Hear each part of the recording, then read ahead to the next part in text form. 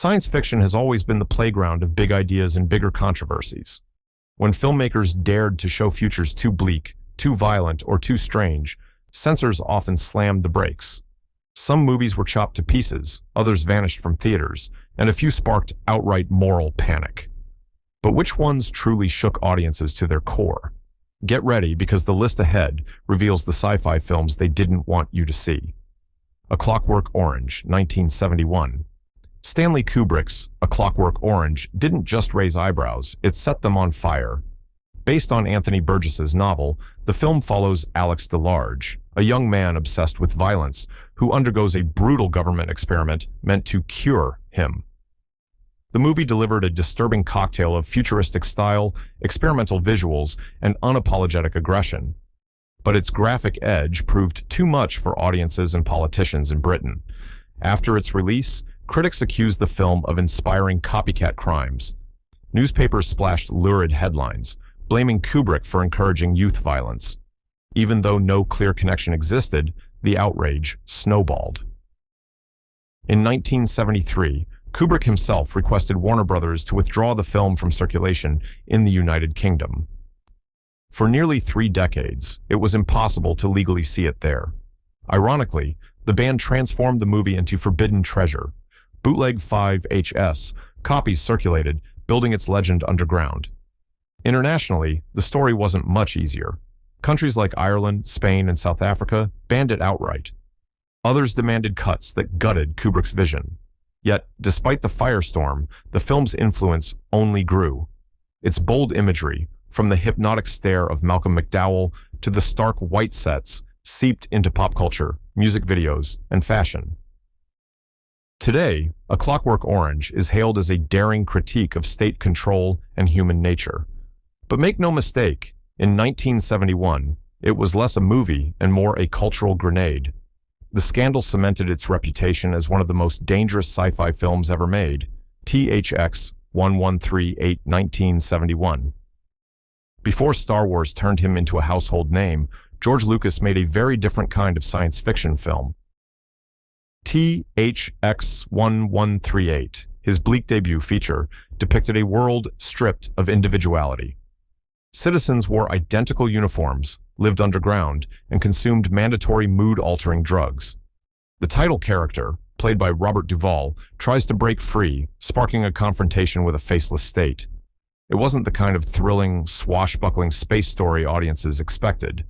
Instead, it was cold, clinical, and terrifyingly plausible. In America, critics admired the ambition, but general audiences mostly stayed away. However, in some countries, officials considered the film outright dangerous. The portrayal of an authoritarian government suppressing its people was too close to reality for regimes in Spain and South Africa. The film was censored, limited, or quietly shelved, labeled as subversive propaganda.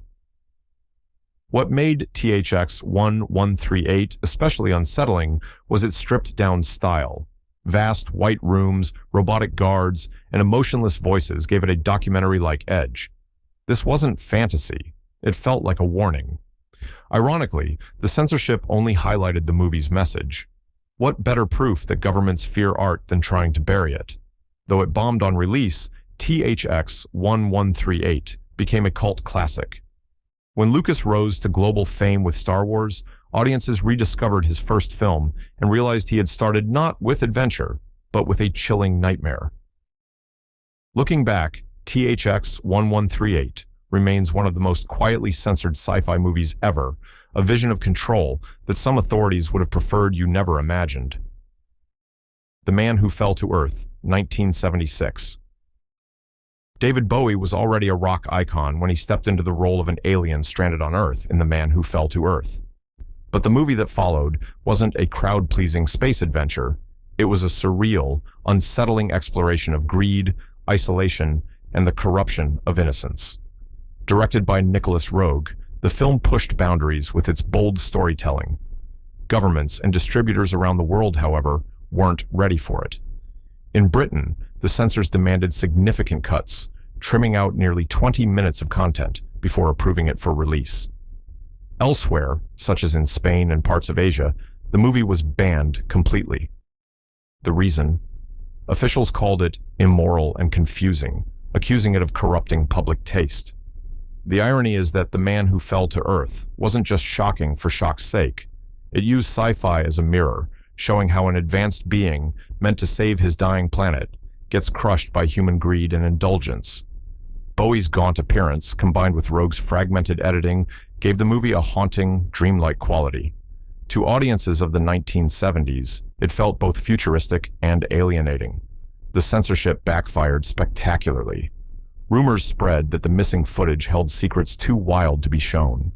Bootleg copies circulated, and fans traveled across borders to watch uncut versions.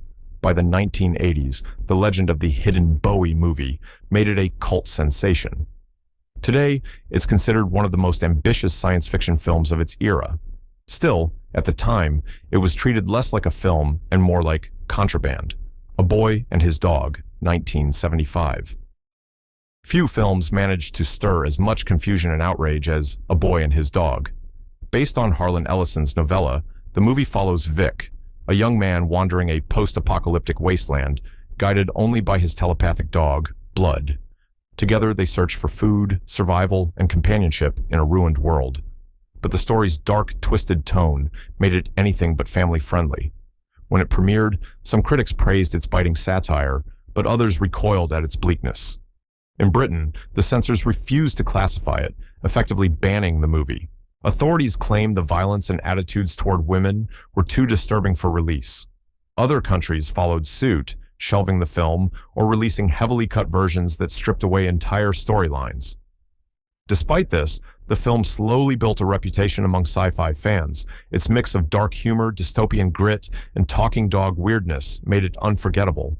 At a time when Hollywood preferred heroic space operas, A Boy and His Dog offered a cynical, unpolished view of survival.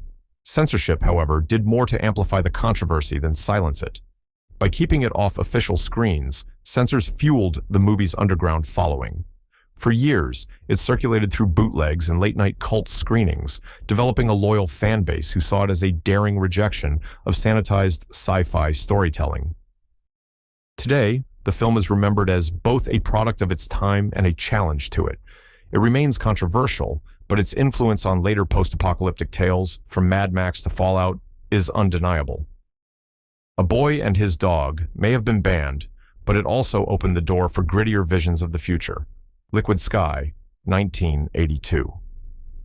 In the early 1980s, New York City was a neon-soaked playground for underground art, and Liquid Sky became its strange, sci-fi calling card.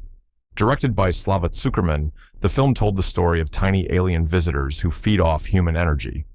But unlike big-budget space adventures, this wasn't about lasers or flying saucers. It was a trippy dive into the club scene, fueled by surreal visuals and experimental music. Authorities didn't know what to make of it. Some called it avant-garde brilliance, while others labeled it corrupt and dangerous. The movie was censored in several regions for its depiction of heavy drug use, its raw portrayal of nightlife, and its bizarrely unsettling tone. In certain countries, the bans were strict, with officials dismissing it as harmful to younger audiences. But here's the twist. The bans only fueled its cult status. Art house theaters packed with curious crowds, while word of mouth spread like wildfire. Its jagged electronic soundtrack, eerie performances, and almost hallucinatory visuals made it a film like no other.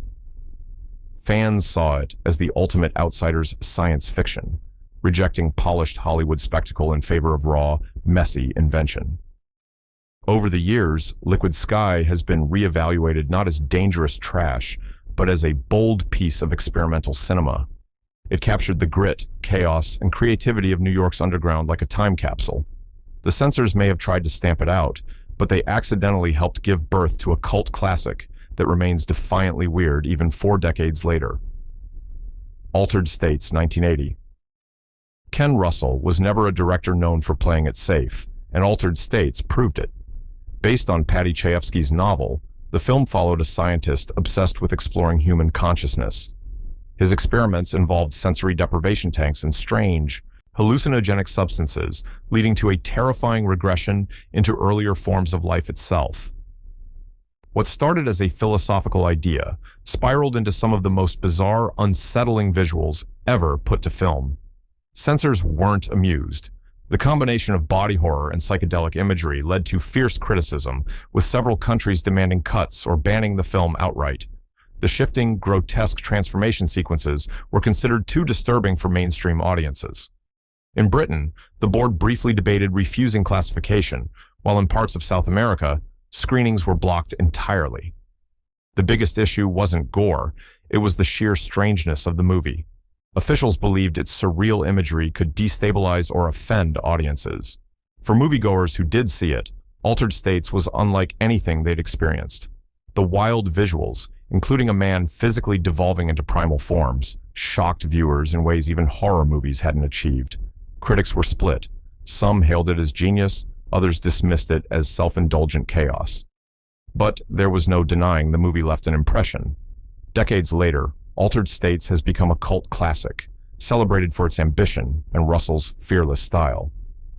At the time, though, it was treated as dangerous cinema, a film so visually jarring and conceptually strange that some governments believed audiences simply couldn't handle it. Demon Seed, 1977. When people talk about controversial artificial intelligence in film, Demon Seed often slips under the radar. But in the late 1970s, it caused a storm. Directed by Donald Cammell, the movie told the story of Proteus 4, a supercomputer that gains consciousness and imprisons a woman in her own home. Its goal? To create a human form for itself, using her as a host. The disturbing premise drew immediate pushback. In Europe, several censorship boards flagged it as offensive and refused release, while in parts of Asia, the film was pulled altogether. The issue wasn't robots or technology. Audiences had already embraced those ideas. The problem was how the film blurred the line between machine dominance and human violation. Critics slammed it as exploitative, and governments responded by blocking it from wide distribution. Yet Demon Seed wasn't just shock value. It was a deeply unsettling commentary on humanity's growing reliance on machines, decades before modern debates about artificial intelligence. Proteus 4 was portrayed not as a monster, but as coldly logical, making its actions even more chilling. The movie tapped into fears that technology could slip beyond human control, fears that now feel prophetic. Though censored heavily at the time, Demon Seed remains a striking example of 70s sci-fi that dared to go too far. It asked questions no one was ready to answer, and censors proved just how uncomfortable they were by trying to erase it from the screen. Westworld, 1973. Long before theme park disasters became a Hollywood staple, Michael Crichton's Westworld delivered a nightmare so unsettling that some countries didn't want their audiences to see it. Released in 1973, the film imagined a futuristic resort where wealthy visitors could live out fantasies in lifelike environments staffed by androids. But when the machines malfunction, the fantasy turns into a deadly hunt, with Yul Brynner's relentless gunslinger stalking humans through the park. For American audiences, it was a shocking mix of sci-fi, western, and horror rolled into one. But abroad, censors bristled at its concept. In Sweden and parts of South America, the film faced bans or heavy restrictions for its cold-blooded violence and grim tone. Officials argued that Brynner's unstoppable android, a prototype of the killer robot archetype, was too terrifying for younger audiences and blurred the line between entertainment and sadism. Even in the US, the movie earned heated criticism, with reviewers calling it disturbing and nihilistic. Yet, what made Westworld truly dangerous in the eyes of censors wasn't just the gunfights or the deaths. It was the unsettling message underneath. Technology built for pleasure would eventually rebel, and humanity would be powerless against it. In the early 70s, when computers were just entering public life, that idea felt almost heretical. Despite the pushback, Westworld became a cult hit, praised for its originality and influence. Its imagery, the black-clad robot with glowing eyes, the park collapsing into chaos, inspired everything from the Terminator to Jurassic Park. What censors tried to dismiss as cheap violence turned out to be prophetic. In 1973, they thought it was too dark. Decades later, Westworld is remembered as a visionary piece of science fiction that dared to ask what happens when our machines stop obeying us. The Andromeda Strain, 1971. On the surface, Robert Wise's The Andromeda Strain doesn't look like a censorship magnet. It was a slick adaptation of Michael Crichton's novel, produced by Universal Pictures, complete with high-end special effects and a serious, almost documentary tone. But the subject matter, a deadly microorganism from space, hit too close to home during a very tense Cold War era. In certain regions, officials worried the movie might spark panic about real biological warfare. After all, the story was terrifyingly realistic. A small town is wiped out by a mysterious virus, and scientists race to contain it before it spreads worldwide. With military secrecy, government cover-ups, and shadowy labs, it felt like less of a fantasy and more of a warning. Some countries quietly shelved it or demanded edits, cutting sequences that showed mass death or hinted at government incompetence. Even in the United States, some critics argued it was irresponsible to release such a frighteningly plausible scenario at a time when public trust in institutions was already shaky. Despite the pushback, the Andromeda Strain became a box office success and won an Oscar nomination for its visual effects. Censors might have feared it was too real, but audiences embraced its terrifying plausibility. Decades later, it remains one of the smartest sci-fi thrillers of its era, and one of the few that governments actually worried could cause real-world consequences. Eraserhead 1977. David Lynch's debut feature, Eraserhead, is often remembered as a midnight movie curiosity, but at the time, it was treated like cinematic contraband. The film told the surreal story of Henry Spencer, a man trapped in an industrial wasteland who must care for a strange, deformed child. With its nightmarish imagery, buzzing sound design, and grotesque visuals, it was unlike anything audiences had ever seen.